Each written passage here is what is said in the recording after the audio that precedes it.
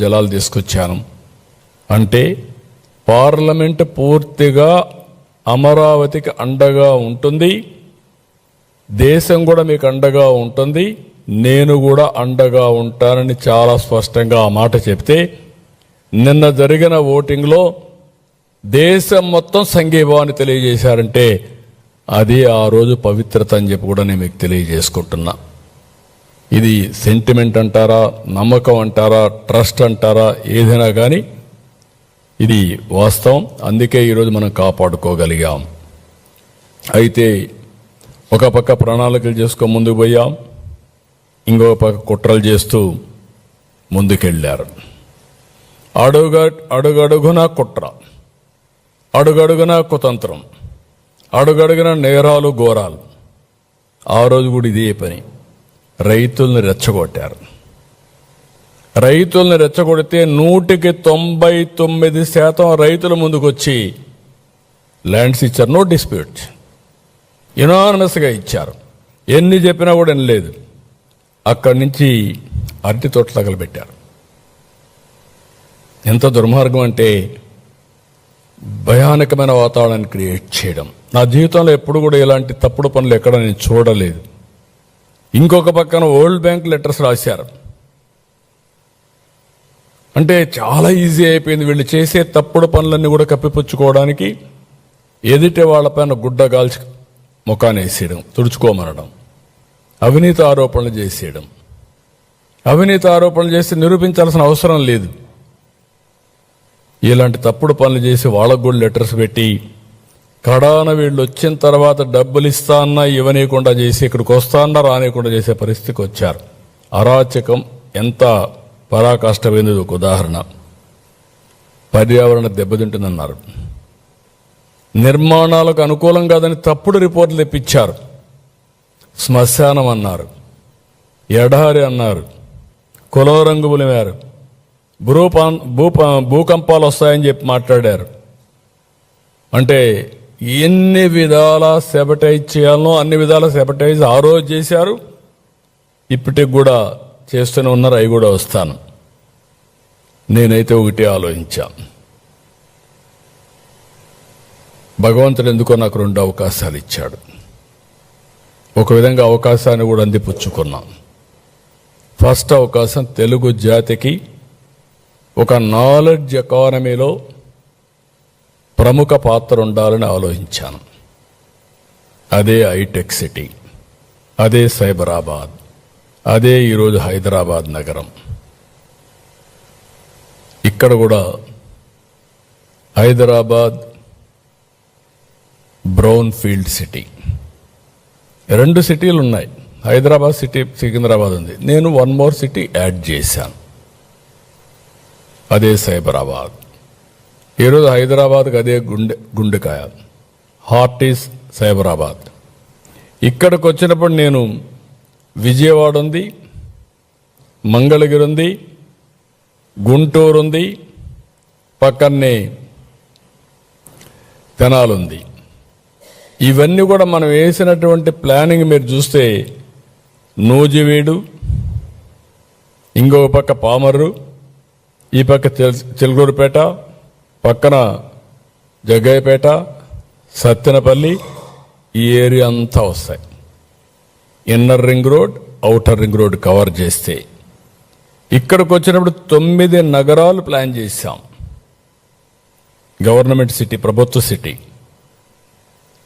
ఆర్థిక city, knowledge city, justice city, health city, sports city, tourism, media, electronics నగరాలు.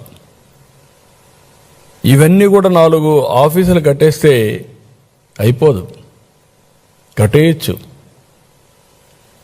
ఒక్కొక్కసారి సంక్షేమం వచ్చినప్పుడు ఏమేమి అవకాశాలున్నా ఎత్తుక్కొని తగిన విధంగా ప్రణాళికలు చేస్తే మన తర్వాత కూడా శాశ్వతంగా ఉంటాయనే ఉద్దేశంతో ఆ రోజు చేశాం.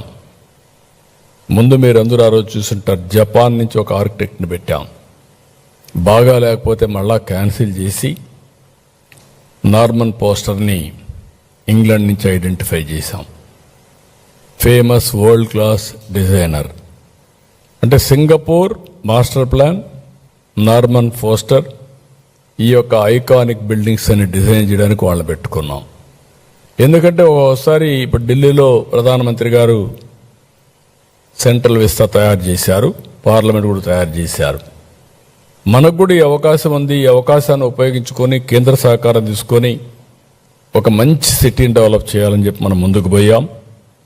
అందరి ఆలోచనలు తీసుకున్నాం. 16,000 కోట్ల రూపాయలు లోటు బడ్జెట్ ఉన్న లోటు బడ్జెట్ తాత్కాలికం, వినూత్నమైన ఆలోచనతో ముందుకు పోయాం.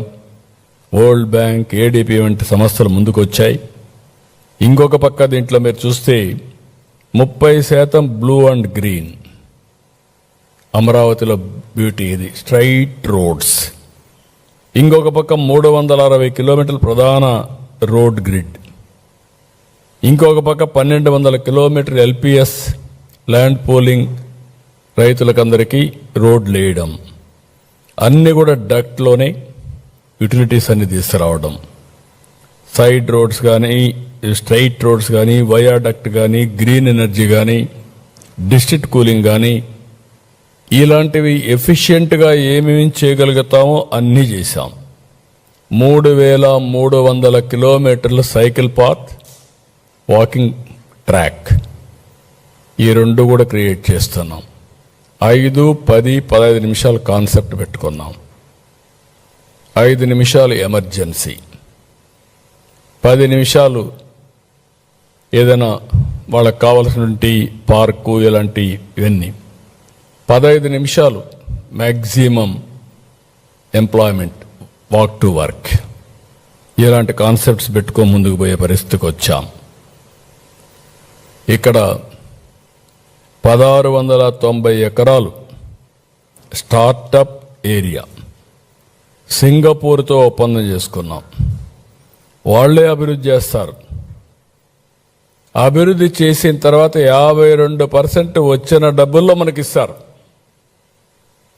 వాళ్ళు డెవలప్మెంట్ చేసిందని 42% వాళ్ళు ఉంచుకొని 52% మనకి ఇచ్చే పరిస్థితికి వచ్చారు. అలాంటిది 9,000 కోట్లు పనులు కూడా కంప్లీట్ చేశారు 2019కి. అక్కడి నుంచి మీ అందరికీ ఐడియా ఉంది ఏం జరిగిందని. ప్రపంచంలో ఎవ్వరూ సింగపూర్ పైన అవినీతి ఆరోపణలు చేయలేదు. అలాంటిది ఒక అవినీతి పార్టీ వాళ్ళపైన ఆరోపణలు చేసి వాళ్ళు తరివేసే పరిస్థితికి వచ్చారు. నానా రకాలుగా హింసించి ప్రపంచంలో ఎవ్వడూ ధైర్యం చేయలేదు. నేను ఎన్నోసార్లు చెప్పాను, నేను సింగపూర్కి పోయినప్పుడు నేను ట్రై చేశాను డ్రైవర్కి డబ్బులు ఇవ్వాలని, ఎవడు తీసుకోవాలా. మా అశోక్ గజపతిరాజు గారు మంత్రిగా ఉండొస్తే సింగపూర్కి వస్తే సిగరెట్ తాగడం మానేశాడు. ఏంటి అశోక్ గారు సిగరెట్ తాగడం మానేశారని అడిగా. సార్ ఇక్కడ $500 ఫైన్ సార్, నా దగ్గర ఉండేది 500 ఉంది, ఇది అయిపోతే మళ్ళీ నేనేం చేయాలి, కాబట్టి నేను చేయను సార్ ఆ పని అన్నాడు. అలాంటి దేశం పైన అబాండాలేసి ఒక గుడ్ విల్తో వచ్చారు. ఇప్పుడు కూడా చెప్తాను, సింగపూర్ ఎప్పుడు కూడా ఒక నమ్మకం, ఒక క్రెడిబిలిటీ, విశ్వసనీయతకి